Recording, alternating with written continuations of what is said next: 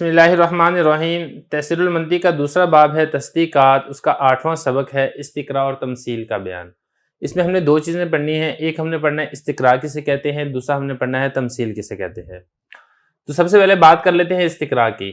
دیکھیں استقراء کا مطلب ہوتا ہے تلاش کرنا، جستجو، یہ استقراء کا مطلب ہوتا ہے۔ اس میں ہوتا یہ ہے کہ کلی کے افراد ہوتے ہیں، جیسے کہ آپ کو معلوم ہے کہ کلی وہ مفہوم ہے جو کثیرین کے اوپر صادق آتا ہے، تو کلی کے افراد ہوتے ہیں۔ تو آپ نے کلی کے کچھ افراد دیکھے اور اس کے اندر آپ کو کوئی چیز معلوم ہوئی، نظر آئی، تو آپ نے اسی پر قیاس کرتے ہوئے آپ نے اس کلی کے اوپر ہی حکم لگا دیا کہ اس کلی کے اندر یہ والی بات پائی جاتی ہے، اس کو استقراء کہا جاتا ہے۔ مثال کے طور پر آپ نے دیکھا کہ پٹھان بہادر ہوتے ہیں، آپ کا واسطہ سارے پٹھانوں سے نہیں پڑا، آپ کا واسطہ پڑا 2 پٹھانوں سے، 3 پٹھانوں سے، 4 پٹھانوں سے، 5 پٹھانوں سے، آپ نے ان کے اندر بہادری کا وصف دیکھا، تو آپ نے ساروں کے اوپر ہی قیاس کرتے ہوئے آپ نے کہہ دیا کہ پٹھان بہادر ہوتے ہیں۔ اب پٹھان یہ تو کلی ہے، اس کے ماتحت افراد ہیں، کثیر افراد ہیں، تو سب کے اوپر جو آپ نے حکم لگایا ہے، آپ نے اس کلی کے بعض جزیات، بعض افراد کو دیکھتے ہوئے سب پر حکم لگا دیا ہے، اسی کو کہتے ہیں استقراء۔ یہ اسی طرح آپ نے دیکھا افریقہ کے آپ نے چند لوگ دیکھے جو کالے رنگ کے تھے، تو آپ نے کہہ دیا کہ افریقہ کے رہنے والے کالے ہوتے ہیں۔ اب ایسا نہیں ہے کہ آپ نے افریقہ کے سارے ہی بندوں کو دیکھا ہو، کچھ لوگ دیکھ کے آپ نے باقیوں کے اوپر بھی حکم لگا دیا کہ افریقہ کے رہائشی یا کہہ لیں افریقی وہ کالے ہوتے ہیں۔ یا اسی طرح آپ نے جانور کو دیکھا کہ جانور جب جگالی کرتے ہیں تو اپنے نیچے والا جبڑا ہلاتے ہیں، آپ نے 2 جانور دیکھے، 3 جانور دیکھے، 4 دیکھے، 5 دیکھے، آپ نے اسی کے اوپر قیاس کرتے ہوئے آپ نے سب کے متعلق کہہ دیا کہ جانور جب جگالی کرتے ہیں تو نیچے کا جبڑا ہلاتے ہیں، تو اس کو کہتے ہیں استقراء۔ دیکھیں اس استقراء کی ہوتی ہیں 2 قسمیں ہوتی ہیں، ایک ہوتے ہیں استقراء تام، دوسری ہوتی ہے استقراء ناقص۔ ان کا جو حکم ہے آپ کو بعد میں بتاؤں گا، پہلے آپ ان کی تعریفیں دیکھ لیں۔ دیکھیں استقراء تام میں یہ ہوتا ہے کہ کلی کے ماتحت جتنے افراد ہوتے ہیں، آپ ان سب افراد کو آزما لیتے ہیں، سب افراد کو آزما کر پھر آپ ایک رزلٹ اور نتیجے پر پہنچتے ہیں اور پھر وہ آپ اس کو بتاتے ہیں۔ مثال کے طور پہ ہم یہ کہتے ہیں کہ ایک درسگاہ ہے، ایک مدرسے میں ثانیہ کی کلاس ہے، اس ثانیہ کی کلاس کے اندر 10 طلباء ہیں، آپ نے ان 10 طلباء میں سے ہر ایک کو آزما لیا کہ ہر ایک محنتی ہے، پڑھائی کے اندر مشغول رہتا ہے، تو سب کو آزمانے کے بعد، دیکھنے کے بعد، پہچاننے کے بعد اب آپ ایک بات کہتے ہیں کہ ثانیہ کے طلباء محنتی ہیں۔ اب آپ نے کلی کے اوپر حکم لگا دیا، لیکن یہ چونکہ آپ اس کلی کے تمام افراد کو آزما چکے ہیں، اس لیے آپ جب یہ حکم لگائیں گے تو یہ حکم قطعی ہوگا، اس کے اندر شک اور ظن نہیں ہوگا، اس کے اندر جھوٹ کا احتمال نہیں ہوگا، اس کے اندر شک کا احتمال نہیں ہوگا، اس کو کہتے ہیں استقراء تام۔ اور دوسری ہوتی ہے استقراء ناقص۔ استقراء ناقص یہ ہوتا ہے کہ کلی کے ماتحت جتنے افراد ہوتے ہیں آپ سب کو نہیں آزماتے، آپ کچھ کو آزماتے ہیں اور کچھ کو آزمانے کے بعد آپ پھر باقی سب کے اوپر بھی حکم لگا کر اس کلی کے اوپر آپ حکم لگا دیتے ہیں، اس کو کہتے ہیں استقراء ناقص۔ یہ ساری جو آپ کو میں نے مثالیں دی ہیں، پٹھان کی آپ کو میں نے مثال دی، افریقہ کے رہائشی کی میں نے آپ کو مثال دی، جانور کی آپ کو میں نے مثال دی، یہ ساری کی ساری جو میں نے آپ کو مثالیں دی ہیں یہ اسی استقراء ناقص کی مثالیں ہیں، کیونکہ عین ممکن ہے اب جیسے افریقہ کی مثال ہے، آپ نے کہا کہ افریقہ کے رہنے والے وہ کالے ہوتے ہیں، آپ نے 10 بندوں کو دیکھا، 15 کو دیکھا، لیکن افریقہ میں تو کروڑوں لوگ رہتے ہیں، عین ممکن ہے کہ اس کے سارے لوگ کالے نہ ہوں، کچھ اس میں سفید بھی ہوں، کچھ اس میں گندمی بھی ہوں، تو اس لیے استقراء ناقص یہ یقین کا فائدہ نہیں دیتا، یہ ظن اور گمان کا فائدہ دیتا ہے، ظن غالب کا فائدہ دیتا ہے کہ اکثر اوقات ایسی بات ہوتی ہے اور یہ والی بات درست ہوتی ہے۔ یہ اسی طرح پٹھان ہے، آپ کا واسطہ پڑا تھا 4، 5، 10، 15 پٹھانوں سے، ہو سکتا ہے کوئی ایسا پٹھان بھی ہو جو بزدل ہو، تو اس لیے اس سے یقین کا فائدہ حاصل نہیں ہوتا۔ تو یہ تو ہو گیا استقراء تام، استقراء ناقص۔ دیکھیں استقراء آپ نے تفصیل سے سمجھ لیا ہے، استقراء کی میں نے آپ کو 2 مثالیں بھی سمجھا دی ہیں، استقراء تام، استقراء ناقص۔ اگلی جو چیز ہے اس 8ویں سبق میں وہ ہے تمثیل۔ تمثیل کس کو کہتے ہیں یہ دیکھ لیتے ہیں۔ دیکھیں تمثیل کا مطلب ہوتا ہے مشابہ ہونا، مشابہ ہونا اور اسی طریقے سے مماثل ہونا، یعنی ایک چیز ہے وہ دوسری چیز کے ساتھ اس کی مشابہت ہوتی ہے کسی بھی وجہ سے، تو اس کو کہا جاتا ہے تمثیل۔ اب اس تمثیل میں ہوتا کیا ہے؟ اس تمثیل میں ہوتا یہ ہے کہ ایک چیز دوسری چیز کے مشابہ ہوتی ہے، وہ ہم اس لیے مشابہ قرار دیتے ہیں تاکہ جو دوسری چیز کا حکم ہے وہ پہلی چیز کے اوپر بھی لگ سکے اس مشابہت کی وجہ سے۔ تو اصل میں یہاں پہ کل 4 چیزیں ہوتی ہیں جس کی وجہ سے حکم لگتا ہے۔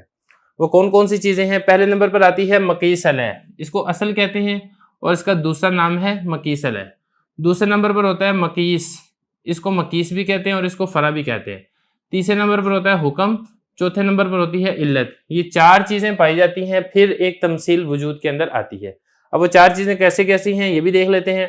دیکھیں جو اصل مقیس علیہ ہے یہ وہ چیز ہوتی ہے جس کے مشابہ قرار دیا جاتا ہے، جس کے مماثل قرار دیا جاتا ہے، تو یہ ہوگی وہ چیز۔ مثال کے طور پہ ہم ایک مثال لے لیتے ہیں، شراب اور بھنگ۔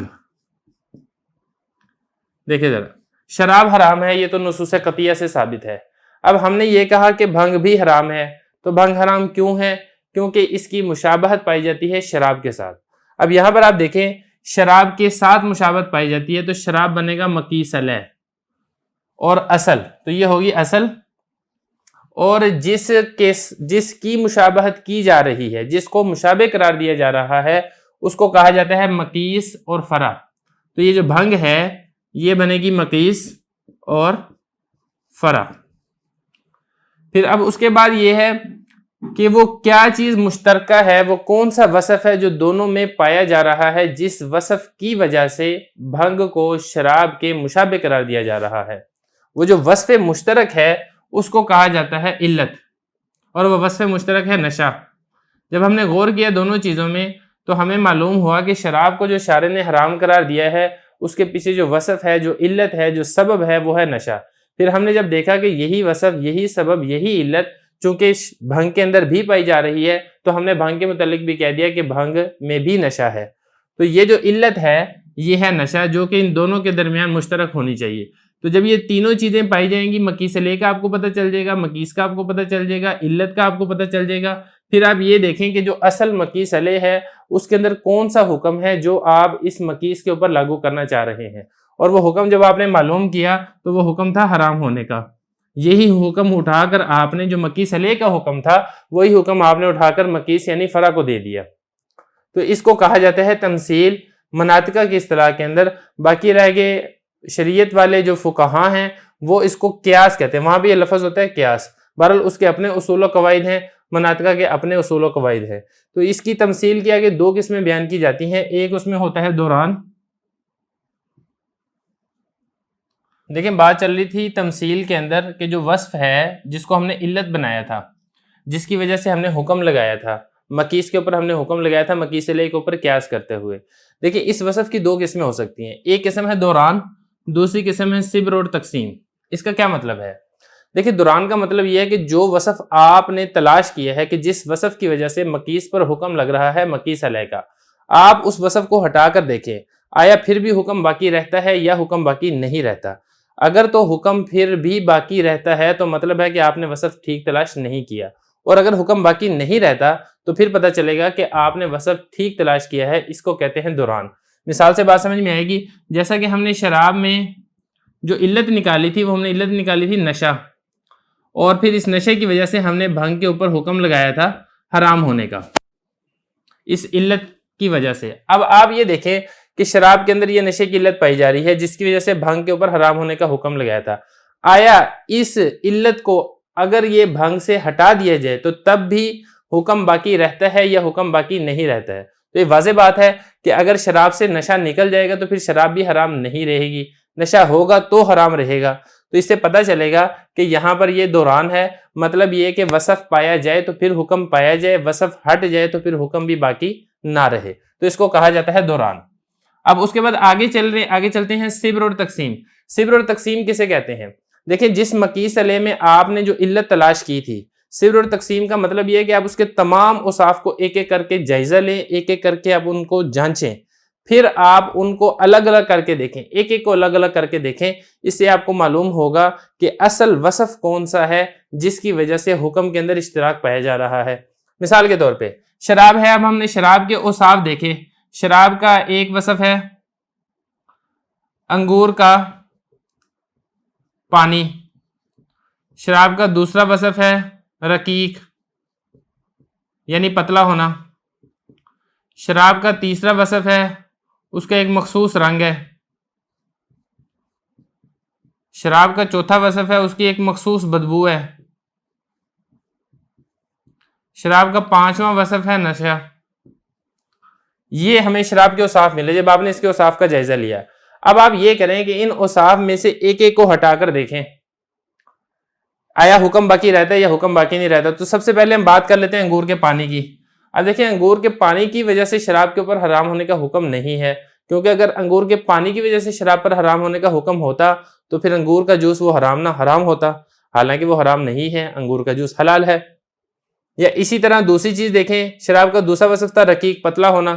तो शराब पतला होने की वजह से हराम नहीं है, क्योंकि अगर ये पतला होने की वजह से हराम है तो हर चीज जो पतली होती वो हराम होती, पानी वो भी हराम होता, दूध वो भी हराम होता, हालांकि ये चीजें हराम नहीं है।